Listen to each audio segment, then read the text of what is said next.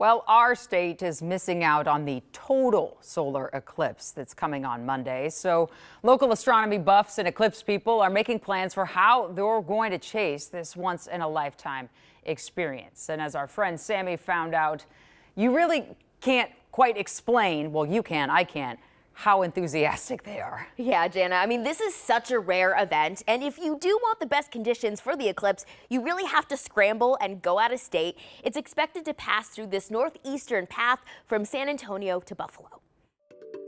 Once in a lifetime. This is a big deal for you guys, right? This is a huge deal. Is something you chase. The astronomy world has been preparing for this for the last 7 years. It's why Thaddeus LeCourcier, the Bell Museum's planetarium production coordinator, will be missing work next week. On Monday, one of the simplest and most incredible things is happening in our solar system. What do you like about eclipse chasing? It is really a full sensory experience. As the eclipse starts, the moon starts to cover up the sun. Like a crescent. And in the last minutes right before totality, the light drops and it's like it goes to twilight. We do have a total solar eclipse going across Minnesota on September 14th, 2099. 2099. I'll mark it in my calendar. Write it down, I've got it in mind. The Bell Museum will have a special celebration, but the best conditions won't be in Minnesota. We are headed to somewhere either down in San Antonio. Depending on the weather, we might end up in Burlington, Vermont. I think the plan right now is Southern Illinois. Weather's been pretty up in the air. For Minnesota eclipse chasers, it's a bit of a scramble. We looked at campsites in some of the cities down south. They're like $500 for a campsite.